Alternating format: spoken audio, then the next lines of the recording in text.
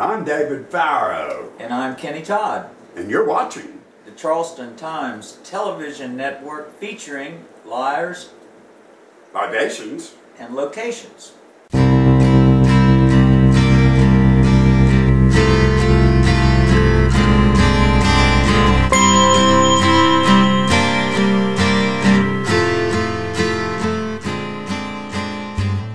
What are we talking about today, David? I'm talking about Myskyns. Now you talk about a bar that defined a generation. Captain Harry's might have been one of them. And indeed Big John's would have been one of them. 3 names, but Myskyns was around for a while too. Myskyns was good while anyway, 10 years bedrock, anyway, yeah. Bedrock for live entertainment, whether it be jazz, rock, jazz rock, blues fusion, reggae. They just always had top flight entertainment there. We want your memories. Like us on Facebook. Come on, talk to us. If you have a story or an incident you would like to talk to us about, you can email us, you can send it to Facebook, you could even call us and let us know. We'd love to have you call in while we're filming and producing the show, and you could be on the show with us. Matter of fact, put you here on the broken couch. Right between me and David, maybe. Right, now here's the thing. I'll give you a little story. Few people would remember this. I mean, those of us who were around at the time would, but it was a private club to begin with. That's correct. And the reason it was a private club was so he could open on Sundays. That's the way that worked back then. And because he was open on Sunday, he did not, because of South Carolina law, he did not have a license to dance. Living. And he could get closed down, apparently, if someone danced. Well, I had been at a wedding all weekend, and I had never stopped since Thursday, so I was well on my way by Sunday night, and I was in Myskyns. A long story, that whole thing, but we'll just say I was in Myskyns. And I got the music in me, you know? I got the music in me, I got the music in me. Happy feet, yeah, boy. And so I was having a big old time, and they kept coming over and saying, no man, you can't dance, sit down. And finally, after about the third time, and I could well have been thrown out, but Larry Walker comes over to me and he says, listen to me, I don't have a license to dance. And I looked at him and I said, well, I do. I don't have a license to dance. So, how about you? Well, I know Larry Walker will remember this explicitly, and you just had to have been there to see this happen. But I'll try my very best to describe it to you. We were standing at the end of the bar, and we were talking, Larry and me, maybe a bartender or a couple patrons. John Poppin, one of those people. It doesn't jump out at me that John was there. However, there was a local guy there, a very colorful individual, that came in, and he had been, in the Charleston vernacular, he was drunk up. All drunk up. He was drunk up.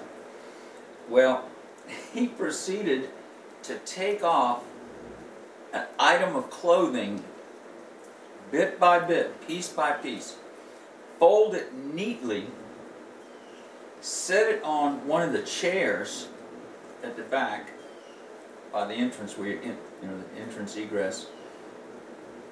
And after he had removed all of his clothes and folded them so neatly, he crawled up under there and went to sleep. What time of day was this? This was like 12:30, 1 o'clock at night. Man, just need to take a nap is all. Larry looks at me and gives me one of those, and he goes, look at that.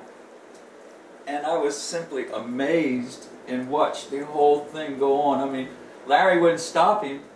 He just let the thing play out and go to full fruition. And I won't call this guy's name, but I promise you that was about one of the funniest things I think I'd ever seen. Could well be. That was hilarious. I can't. We'll I'll tell off you, camera. yeah, We'll I'll off camera do that. and I know you're going to go ahead and email me and message me. No, if he tells me in confidence, can't help you. Okay, that is hilarious. God, I don't recall doing anything like that. I have one other quick one. Yeah. My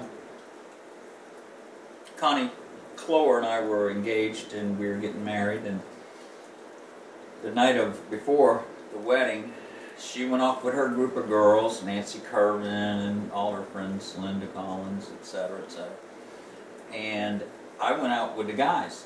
Well, Charleston is not a very large city, so we wound up both parties at the same nightclub at Myskyns. And Eric Johnson happened to be playing. So it was a really good, you know, not too many people can say, yeah, I had Eric Johnson at my bachelor party. That's pretty cool, yeah. So it was pretty cool. And so we're sitting there at the table, two of my sisters, and my uncle and my future wife, and my sister. Now, Eric was doing something like Red House or Little Wing or something. He was really wailing on a nice Hendrix blues song. And my sister's sitting there and she goes, wow, look at that guy out there shagging to Jimi Hendrix. Which... He was? There was somebody out there dancing and he was shagging his very heart out to Jimi Hendrix, which is kind of an odd sight. Here's what we're going to do. A lot of you don't know what shagging is, so we will put maybe a 5-second clip in there to show you, maybe Little Wing, to show you how weird this is. Okay.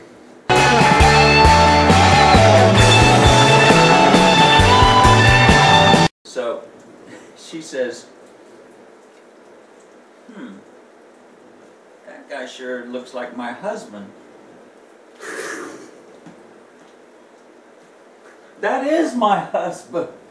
So is my brother-in-law out there dancing, shagging to the Jimi Hendrix song. That was probably another very humorous one. That, you know, just nothing contrived. One that you'll never forget. For sure. Well, now it's your turn. Okay? Like us on Facebook.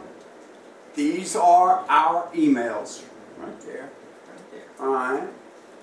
And we'd love to have you do it. Take a selfie. All right? And tell us a little story and send it to us. Okay? We'd love to have it. Thanks. I'm David Farrow. And I'm Kenny Todd. And you've been watching the Charleston Times Television Network, featuring liars, Libations, and locations. Okay, thanks a lot. We'll see you next week.